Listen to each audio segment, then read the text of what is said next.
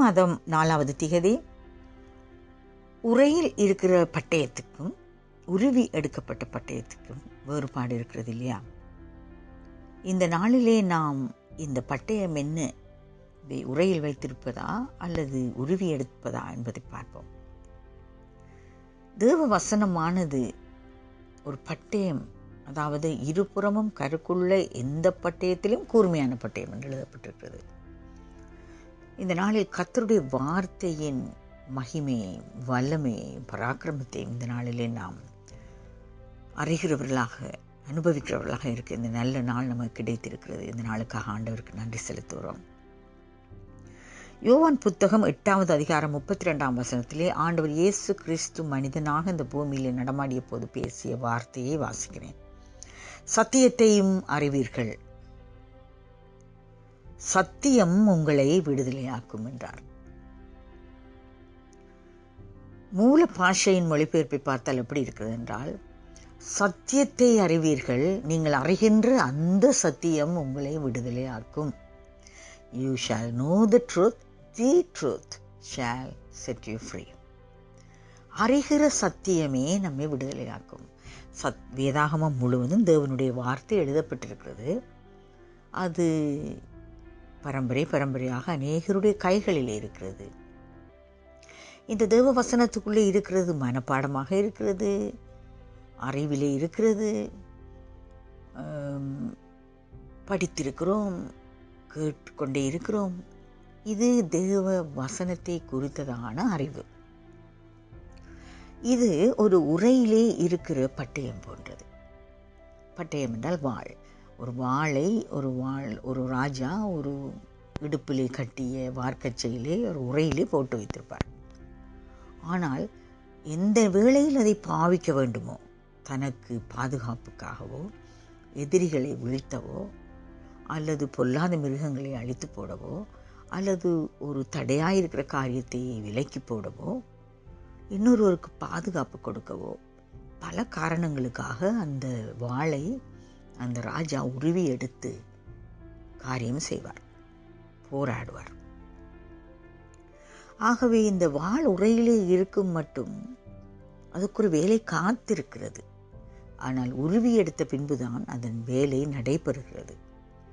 தேவ வசனத்தை குறித்து தமிழிலோ வேறு பாஷைகளிலோ நாம் வாசிக்கும் போது வெறுமனே தேவ வார்த்தை என்று வாசிப்போம். ஆனால் மூல பாஷையில் 2 வார்த்தைகள் அதற்கு பாவிக்கப்படுகிறது. ஒன்று லாகோஸ், மற்றது ரேமா. லேகோஸ் என்கிறதான வார்த்தை உரையிலே போடப்பட்டிருக்கிற பட்டயம் போன்ற தேவ வார்த்தை.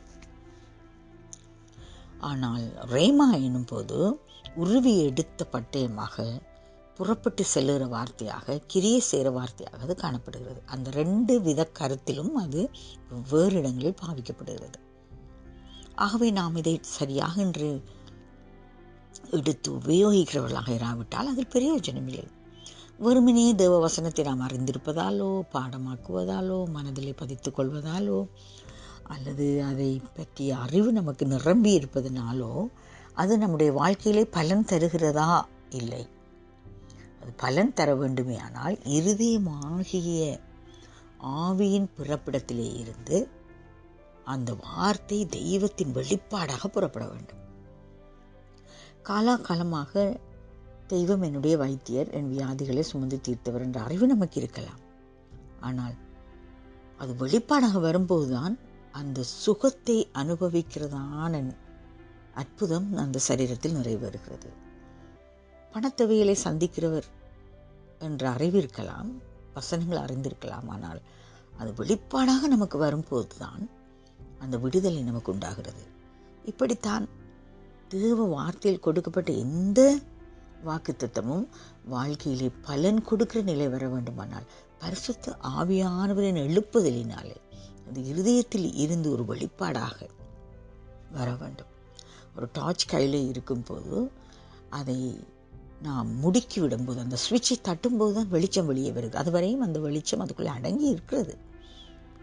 அந்த வெளிச்சத்தை உண்டாக்குவதற்குரிய சகல ஆயத்தங்களும் அந்த டார்ச்சுக்குள்ளே இருந்தாலும் அந்த சுவிட்சை போடுகிற வேளையில் தான் பலன் உண்டாகிறது. அதே போல தேவ வார்த்தையை நாம் அறிய வேண்டும், இதயத்தில் வைத்திருக்க வேண்டும், மனதிலே பதித்திருக்க வேண்டும், அறிந்து அதை விளங்கி கொண்டிருக்க வேண்டும். ஆனால் ஆவியானவரால் எப்பொழுது அந்த வார்த்தை ஒரு வெளிப்பாடாக, ஒரு ரெவலேஷனாக வருகிறதோ, அந்த வெளிப்பாடு தான் நம்முடைய வாழ்க்கையிலே ஜெயத்தை காண உதவி செய்கிறது. இந்த நாளின் கன்ஃபெஷனை வாசிக்கிறேன். இயேசு தேவ வார்த்தையை ஆவியின் பட்டயம் என்றார்.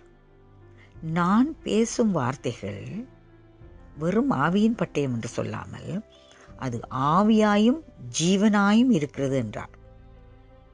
என்னுடைய வார்த்தைகள் ஆவியாயும் ஜீவனாயும் இருக்கிறது என்று இயேசு தன்னுடைய வார்த்தையை பேசும்போது சொல்லுகிறார். வார்த்தையை விசுவாசித்து பேசும்போது அது புறப்பட்டு செயலாற்றும் துப்பாக்கி கொண்டு போல் பாய்ந்து செல்கிறது. சாத்தான் சோதித்த போது இயேசு வார்த்தையை தியானித்துக் கொண்டு மௌனம் சாதிக்கவில்லை, வார்த்தையை பேசினார். பேசப்படும் வார்த்தையின் செயல் வேறு, எழுதப்பட்டு இருக்கிற வார்த்தையின் அந்தஸ்து வேறு. இன்று நான் எழுதப்பட்ட வார்த்தையை வாசித்து தியானிப்பதோடு மட்டுமல்ல, அதனால் உண்டான விசுவாசத்தோடும் தேவ ஆவியானவருடைய எழுப்புதலோடு அந்த வெளிப்பாட்டோடு என் வாயினாலே அறிக்கையிட்டு அதிகாரத்தோடு கட்டளையிட்டு எனக்காக செயலாற்றும்படி நான் அனுப்புவேனாக.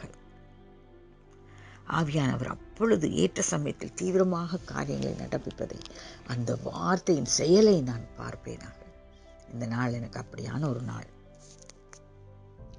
ஜெபம் பண்ணுவோம். எங்களை நேசிக்கிற தகப்பனே, நாங்கள் உங்களுடைய வார்த்தையை கையிலேந்தி வாசிக்கிறோம், இருதயத்தில் வைத்திருக்கிறோம், பாடமாக்கி இருக்கிறோம், அறிந்திருக்கிறோம். ஆனாலும் அந்தந்த வேளையில் அந்தந்த வார்த்தை புறப்பட்டு செல்லுகிற பட்டயமாக இருக்கத்தக்கதாக பரிசுத்த ஆவியானவருடைய வெளிப்பாடு எங்களுக்கு வேண்டும் ஐயா.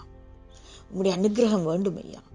தேவ ஆவியானவருடைய எழுப்புதல் வரும்போது அந்த வார்த்தை பட்டயமாய், வீசப்பட்ட பட்டயமாய், கையில் எட்டுத்த பட்டயமாய் கிரிய செய்யும். அப்படியாக உம்முடைய பரிசுத்த வார்த்தை, தேவகுமாரன் இயேசு கிறிஸ்து ஆகிய அந்த மகிமையின் வார்த்தை ஆகிய தேவன் இதோ உங்களுடைய வாழ்க்கையிலே புறப்பட்டு கிரியைகளை செய்யத்தக்கதான வெளிப்பாடு எங்களுக்கு எந்த வேளையிலும் கிடைக்க எங்களை ஆயத்தமாய் உங்களுடைய சமூகத்தில் அர்ப்பணிக்கிறோம்.